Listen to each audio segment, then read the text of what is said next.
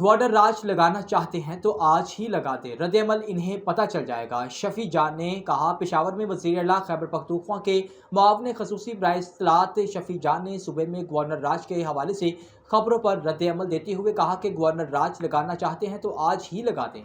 گفتگو کرتے ہوئے شفیع جان نے کہا کہ گورنر راج جیسے ایڈونچر کی کوشش پر رد عمل انہیں پتہ چل جائے گا۔ انہوں نے مزید کہا کہ عطا تارڑ نے بے بنیاد الزامات لگائے، ثابت کریں کہ ہمارے سیاسی رہنماؤں کا دہشت گردوں سے کوئی گٹھ جوڑ ہے۔ دوسری جانب پاکستان تحریک انصاف کے سیکرٹری اطلاع شیخ وقاص اکرم کا کہنا ہے کہ علی امین گنڈاپور کے جانے سے پہلے بھی گورنر راج کی باتیں ہوتی تھیں۔ کہا جاتا تھا عمران خان مغربی ایجنڈے پر کام کر رہے تھے، لیکن مغرب کے اصل ایجنڈے پر موجودہ حکومت عمل درآمد کر رہی ہے۔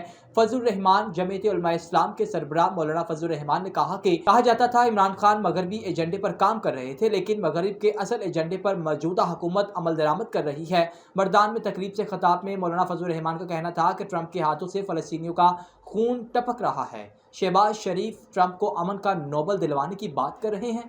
مولانا فضل الرحمان کا کہنا تھا کہ ملک کی معیشت تباہ ہو چکی ہے۔ پاکستان وہ نہیں جس کی عوام نے امیدیں لگائی تھی۔ حکومت اور عوام ان کے حقوق دے۔ آج آئین کو کھلونا بنا دیا گیا ہے اور عوامی خواہشات کی بجائے بڑے لوگوں کی مرضی چل رہی ہے۔ ان کا کہنا تھا کہ آج جو ترمیم پاس ہوئی، اس میں کیا قانون پاس ہوا اور کیوں پاس ہوئے؟ کیونکہ ان کی اکثریت جعلی تھی، لوگوں کو خرید کر اکثریت بنائی۔ سربراہ جے یو آئی نے کہا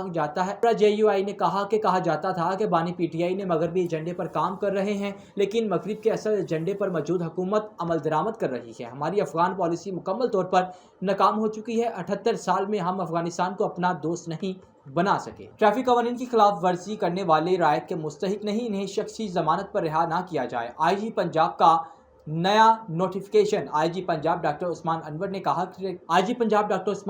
کہا کہ ٹریفک قوانین کی خلاف ورزی کرنے والے کسی رعایت کے مستحق نہیں، انہیں گرفتار کر کے حوالات میں بند کیا جائے۔ آئی جی پنجاب نے کہا کہ ٹریفک قوانین کی خلاف ورزی کرنے والے ملزمان کو حوالات میں رکھا جائے اور کسی کو بھی شخصی ضمانت پر رہا نہ کیا جائے۔ حوالات میں بند افراد عدالت سے ضمانت کے بعد ہی رہا ہوں گے۔ ٹریفک ریکارڈ کے مطابق ٹریفک قوانین توڑنے والے 1390 افراد گرفتار۔ خیال رہے کہ 2 روز قبل وزیر اعلیٰ مریم نواز نے بھی پنجاب میں ٹریفک پولیس والوں کو 1 ماہ کا وقت دیا تھا۔ اگر ٹریفک سسٹم میں بہتری نہ آئی تو پھر ٹریفک پولیس کا متبادل محکمہ لانا پڑے گا۔